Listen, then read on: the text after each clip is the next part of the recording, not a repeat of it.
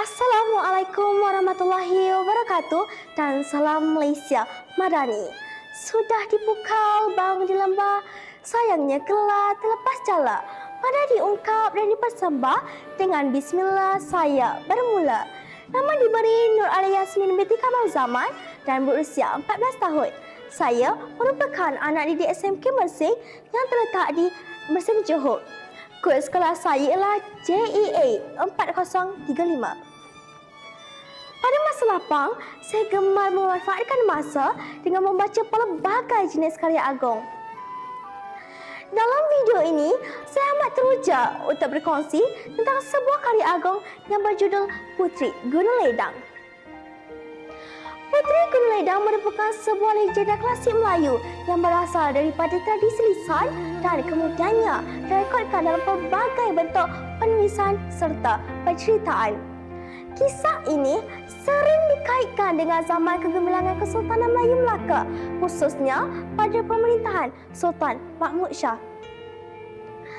Walaupun berbentuk legenda, karya ini mengandungi pengajaran yang mendalam tentang kepimpinan, cinta, kebijaksanaan dan nilai kemanusiaan. Secara ringkasnya, kisah ini mengisahkan tentang Sultan Mahmud Shah yang berhasrat untuk meminang seorang puteri yang sangat jelita dan tinggal di puncak Gunung Ledang. Puteri tersebut dikenali sebagai Puteri Gunung Ledang, seorang wanita yang mempunyai kecantikan yang luar biasa serta kebijaksanaan yang tinggi. Hasrat Sultan ini bukan sekadar lambang cinta, tetapi melambangkan keinginan kuasa serta kemegahan seorang raja.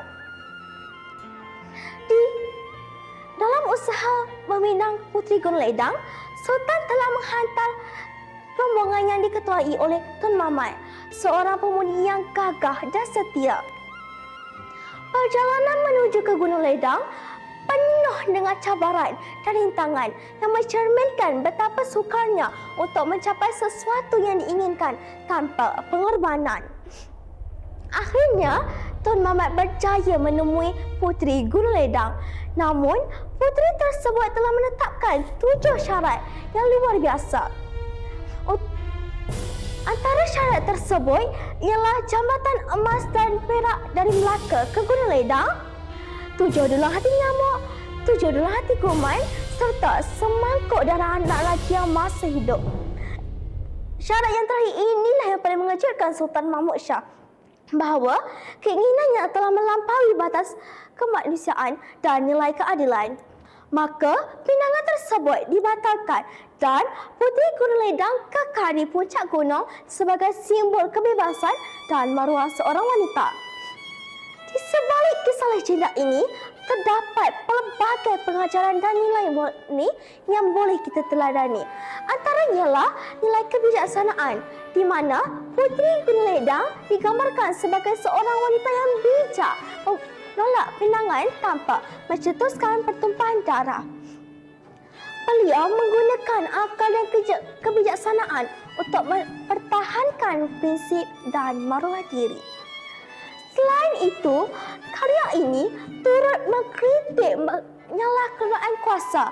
Sultan Mahmud Shah digambarkan mempunyai keinginan yang besar, namun akhirnya sedar bahawa kuasa tidak boleh digunakan sewenang-wenangnya, apatah lagi sehingga mengorbankan rakyat dan keluarga sendiri. Ini memberi pengajaran bahawa seorang pemimpin harus mengutamakan keadilan dan kebijaksanaan rakyat melebihi kepentingan sendiri. Kesimpulannya, kisah Puteri Gunung Ledang ini mengandungi pengajaran, tetapi bukan sekadar sebuah cerita legenda, tetapi karya agung Melayu yang syarat dengan falsafah kehidupan.